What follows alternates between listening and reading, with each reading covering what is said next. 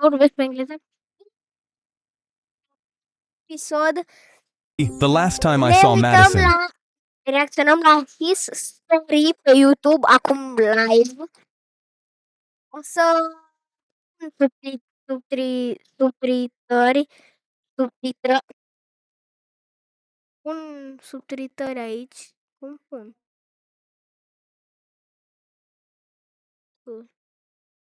Da, nu pot. Ok, prieteni, o să vă arăt subtitrări. Haideți să vedem. she had come by my lockers with a rose and poster. "Will you go to prom with me?" The whole school watched as I rejected her, and now she couldn't stand that I was flirting with the one girl in school that no one else ever noticed. But I wasn't going to let her bully us. I froze and threw both my hands up in the air so quickly that the cap fell to the floor. What? No, we were just having fun. I was about to walk over, but that's when Madison shoved past me and reached for Danny's arm. "Come here, What? Deci nici să se întâmplă aici. sweetie, you don't have to tolerate this behavior from him. Come stand with us. We're your friends." Everyone was yelling so loudly that the principal came out and grabbed my arm like he'd already decided I was a criminal. "I don't tolerate harassment. Come to my office. Now. We're calling your parents, and you can explain to them why you're being suspended." I glanced back to look at Danny, who looked like she was going to cry, and I knew if I went over to comfort her, then I'd be expelled instead of suspended. I decided I didn't care anymore. I twisted my arm out of his grip and walked over to her while the whole yard was still yelling. I walked back to where my cap was lying on the floor, picked it up, and set it on her head gently, like it was just us. The note I'd put in the cap earlier fell into her hands. As the principal grabbed my arm again, she read it. "I've been trying to ask you out for weeks. I kept chickening out. Will you go to prom with me?" We locked eyes as she nodded and mouthed, "Yes," and I raised my fist in the air to celebrate. Se termină aici, bă, tăjniță. To make her laugh one last time before Bă, deci e prea legendar, e prea fain, prieteni, e prea fain. I got expelled. I added up the cash on my bedroom floor and finally hit $550. I jumped up and started pacing my room because I'd been saving for a PS5 every birthday since 5th grade, and now I was only $50 short. I needed to hide it before my dad pulled one of his random cleanups, so I grabbed the dustiest game I owned off my shelf, an NBA 2K15, and slid the envelope inside before snapping the case shut and burying it at the bottom of my game box in the closet. I went to bed feeling smarter than my dad for the first time in my life. I got home from school the next day and pushed open my bedroom door, but my closet was hanging wide open and my game box and the stack next to it was gone. I sprinted downstairs and asked my dad where my games were, and he said cheerfully without looking up from the dishes, "Oh, I dropped that whole pile off at Goodwill on my way back from work. You haven't touched those in years, so I figured I might as well give it to someone who needs it more." I asked him when, and he said about 30 Bă, stați, prieteni, să văd dacă pot pune subtitrări. Nu pot. minutes ago. I grabbed my bike off the porch and pedaled the 2 miles to Goodwill faster than I ever had. I dropped my bike at the front door and ran straight to the games shelf and tore through every row, but the case wasn't there. I walked up to the cashier out of breath and asked her if anyone had bought an NBA 2K15 disc in the last hour. She was scanning a coffee mug and didn't even look up. "Yeah, some guy bought a stack of games 20 minutes ago. $5 for the whole pile." I asked if the cases had anything in them, and she finally looked up at me. "Honey, we don't open them. Whatever was inside is gone. Can you stop bothering me now?" I rode my bike home in tears, and the second I burst through the front door, I marched up to my dad at the kitchen table and slammed my hands down in front of him. "You owe me $550. There was an envelope in the NBA 2K15 case. That was 3 years of birthday money, and you better pay me back." My dad set his fork down and looked at me. "You hid $500 in a game case and didn't tell anyone? It was my money, Dad, and it's my house. You're grounded for 2 weeks for yelling at me, and you can forget the PS5 this year." I stood there shaking, but he ignored me and went back to his food. I walked up to my room and slammed the door shut, and from downstairs I heard him yell, "Since you want to slam doors in this house, I'll be taking your tablet too." I sat on my bed staring at the spot in my closet where the game box used to be. Some guy at Goodwill got my PS5 for $5. Fudge! I spun the bottle to play the kid. Bă, e crazy, bă. kissing game and watched it land on my sister. Now I didn't want to kiss my sister, so I invoked the rule we'd established and gave my unlocked phone to the person on my right. Brian started scrolling my texts and laughing, and I was going beet red, but then he got to my camera roll. He saw a photo of a bloody knife, and the laughing immediately stopped. He kept scrolling and found more photos of rope, a body bag, and finally a picture of his little brother through the window. I went pale, because Brian's brother had mysteriously died a few months ago, and even though I had no idea how these photos got here.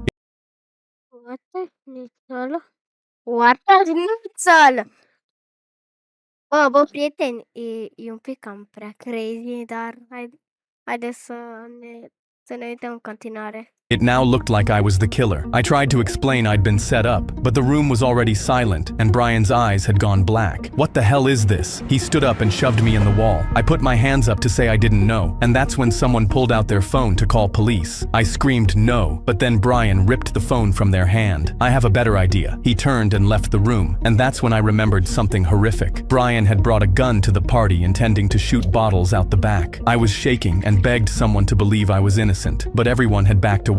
Brian came back in with one hand behind his back and started walking towards me. I stepped back, but he got closer and pulled out a knife. Everyone screamed as he raised it over his head. This is for my brother. He swung, but someone tackled him last second, knocking the knife away and pinning him down. Don't do anything stupid, please. But Brian wasn't listening and kept reaching for the fallen knife and trying to get up. I looked over and noticed my phone still on the floor. I picked it up to look where these photos came from and noticed they'd been saved to my phone 40 minutes ago. The only person who had my password here was my sister. I looked up at her, and she was the only one not panicking. I grabbed her arm. Did you plant these photos? She nodded immediately. I went red and raised my voice. Did you kill Brian's brother? Everyone was suddenly staring at her instead of me. She turned green like she was sick and opened her mouth to speak, but before she could, Brian's voice echoed from behind. He'd managed to stand up. So one of you two killed him, huh? Well, I'm about to find out who. He started walking out, but this time towards the room where his bag was. Everyone went into panic, and that's when my sister blurted out as loud as she could. It was Brian. Brian killed his own brother. My jaw dropped, but I wasn't sure if I should believe her. She explained she witnessed him do it and took the photos as proof. But when I asked why she never went to the police, she stammered. I was too scared in case he found out. The whole room was divided. But then seconds later, Brian returned with a gun. The safety was off and his eyes were red. He raised it at me and I clenched my teeth, bracing for impact. But somebody from behind got him just in time. We pinned him down and took out his phone and found photos of his brother's death time stamped from that night. I was sitting in a courtroom for my parents' divorce when the judge asked me, "Who would you like to live with, mom or dad?" I was nervous because that was a hard decision. My dad leaned over and whispered, "We'll have so much fun." My dad was the fun parent, and my mom was really strict, so I smiled and pointed at my dad. I want to live with him. A tear rolled down my mom's face as she looked at me like I made the worst decision ever, and she said, "He's fun until you need a parent. Call me when that happens." I didn't understand what she meant until the next day. My dad shook me and woke me up. "Want to go street racing? Mom's not here to tell us what to do anymore. We're free." I got out of bed quickly because mom would have never let me do this. We got in his car and hit the highway. He floored it.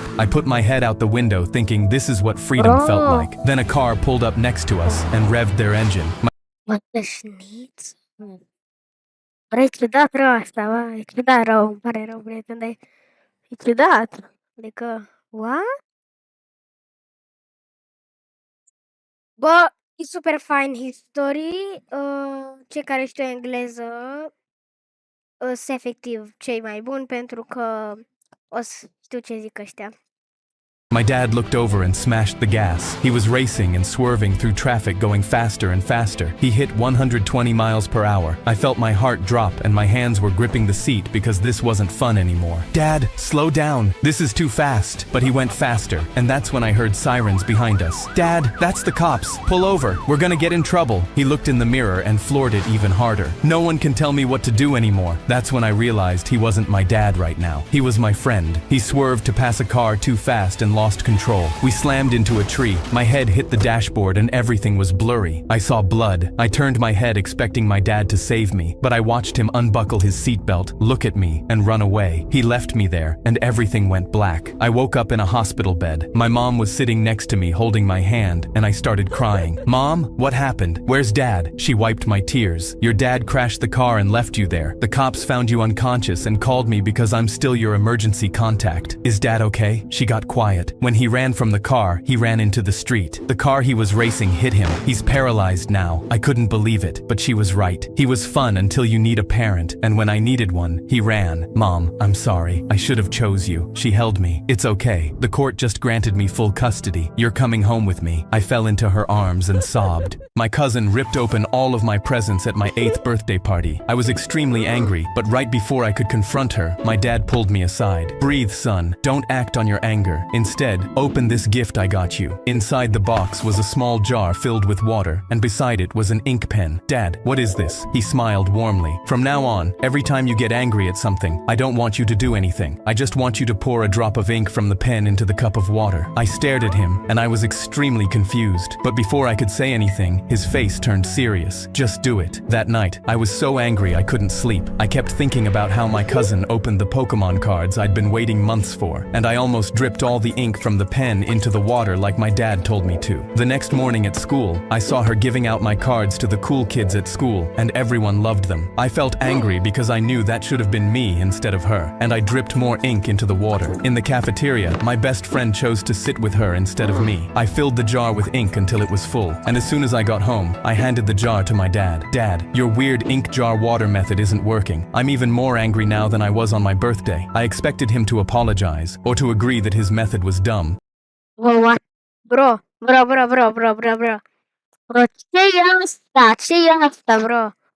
Nu înțeleg nimic. But instead, he handed the jar back to me. Drink it. I had no idea what was going on or what he was talking about. What are you talking about, Dad? That jar of ink water represents every angry thought that you've had over the last 48 hours. Drink it. I looked down at the black liquid and felt disgusted. No, Dad, that would poison me and make me sick. Son, that's what holding on to anger does. It's like drinking poison and expecting the other person to get hurt or die. Lesson learned. My girlfriend turned to me on the couch with this little smile and asked if I wanted to see something funny. We were halfway through some Netflix show I wasn't even watching because she had her head on my chest and the blanket pulled up to our shoulders. I said sure, thinking it'd be a TikTok or something. Her smile changed. She yanked the blanket up over both our heads in one motion and pulled it tight around my face. I started laughing too because I thought she was being cute. That's when she farted. The longest, loudest fart I've ever felt vibrated through the cushion under us. She screamed, "Dutch oven," in a voice I had never heard come out of her body. I tried to throw the blanket off, but her hands locked it under my chin. She started laughing, and it wasn't her laugh. It was lower and wrong, like something had crawled inside her. The smell hit me 3 seconds later, and my eyes started watering. I was kicking and screaming, "Get off!" But she'd thrown her whole body on top of the blanket, pinning it to the couch. "Stay in the oven, baby!" Another fart ripped out of her, and she howled. Every time my hand found the edge, she yanked it tighter. I finally tore through and crashed onto the carpet, gasping like I'd been underwater. She was sprawled on the couch, shaking with laughter, mascara running, hair everywhere. She caught her breath, and that little smile came back. "Wanna see something else that's funny?" I ran out the front door before she finished the sentence. My grandma called me at 6 in the morning to tell me she'd broken TikTok. She'd had the app for a week, only to watch my videos and tap the little heart, and she didn't even know how to post. So when she said her video had 300,000 views, I told her she was reading it wrong. She wasn't. She'd leaned her phone against a bowl on the counter, hit record by accident, and filmed 40 seconds of herself fighting a batch of pierogi dough. "Stick to the counter one more time and I'll throw you in the damn trash," she told it. The comments lost their minds. "A grandma who cusses at her food is the content I needed," one wrote. And by that afternoon, the video had 1 million views. I had no idea she was just getting warmed up. The next morning, a box from a knife company nobody ordered showed up on her porch, and her phone buzzed across the counter until she flipped it face down. She slid it over to me. "You do the computer part," so I did. A flower brand emailed first, and they wanted her bad, but the message asked her to please keep the language family friendly. I read it to her out loud. "Family friendly," she said. "I've been cussing since before their grandparents were born." Then she held out her hand. "Give me that phone." She typed her reply with 2 fingers and hit send. "You can kiss my butt. I don't tone down for nobody." Then she filmed the next video, dropped a whole pierogi on the floor, and said something I can't repeat. It hit 2 million by morning. The worse her mouth got, the bigger she got. 6 weeks in, the flower brand came back, and this time the contract was $10,000 for 3 videos. I read every line out loud at her kitchen table. The last one said she had to maintain her